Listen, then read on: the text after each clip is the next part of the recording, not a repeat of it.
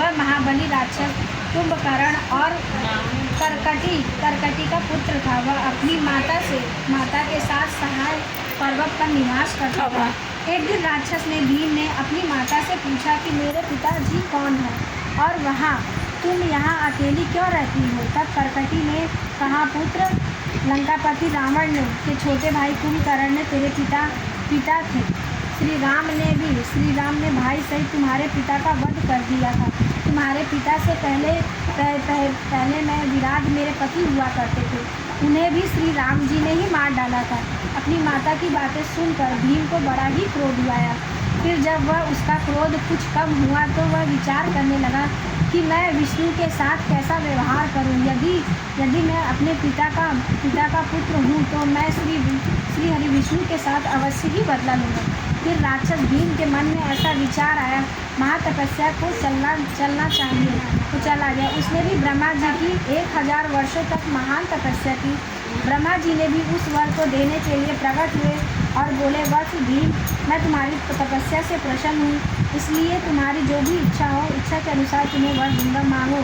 भीम ने ब्रह्मा जी को प्रणाम करते हुए कहा, देवेश्वर, यदि आप मुझ पर प्रसन्न हो और मेरे से वर मांगना चाहते हो, आप मुझे मनवांछित वर देना चाहते तो मुझे ऐसा बल दीजिए जिसकी कहीं भी तुलना ना हो।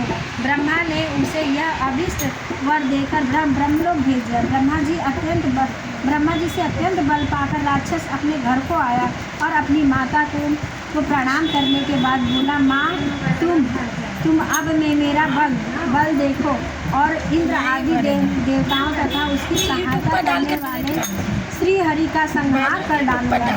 इसके बाद भयानक महापराक्रमी इंद्र और आदि अन्य देवताओं को जीत कर उन सबको वह इनके स्थान से निकाल दिया।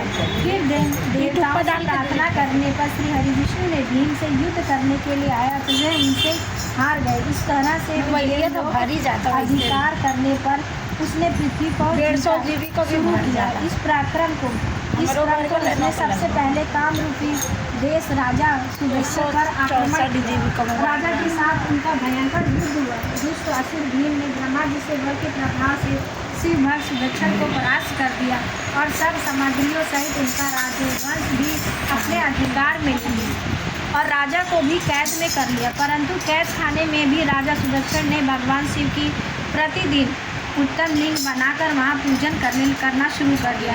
उसके बाद उसने भी सभी महर्षियों को अपने वश में करना शुरू कर दिया। यह देखकर सभी महर्षि और देवता पीड़ित हो गए, भगवान शिव की आराधना करने लगे। इससे भगवान शिव ने प्रसन्न होकर देवताओं से बोले, देवगण तथा महर्षियों, मैं तुमसे प्रसन्न हूँ। तुम्हारा कौन सा ऐसा कार्य है जो सिद्ध करने के लिए तुमने मुझे बोले। मेरे प्रभु कुंभकर्ण से उत्पन्न हुए करकटी का पुत्र जो राक्षस भीम है, ब्रह्मा जी से वर पाकर शक्तिशाली हो गया, देवताओं से निरंतर पीड़ा दे रहा है। अतः आप इस दुखी राक्षस का नाश कीजिए। और तब भगवान शिव ने बोले, देवताओं, कामरूप देश के राजा सुदक्षिण भी मेरे श्रेष्ठ भक्त हैं, वो उनसे मेरा एक संदेश जाकर कह दीजिए, फिर तुम्हारा सारा कार्य शीघ्र ही हो जाएगा। उनसे कहना, महाराज सुदक्षिण, तुम शिव जी के विशेष भक्त हो, तुम प्रेम पूर्वक भगवान शिव की आराधना करो। दुष्ट राक्षस भीम ब्रह्मा जी का वर पाकर बल पाकर प्रबल हो गया है, इसलिए उसने तुम्हारा तिरस्कार किया।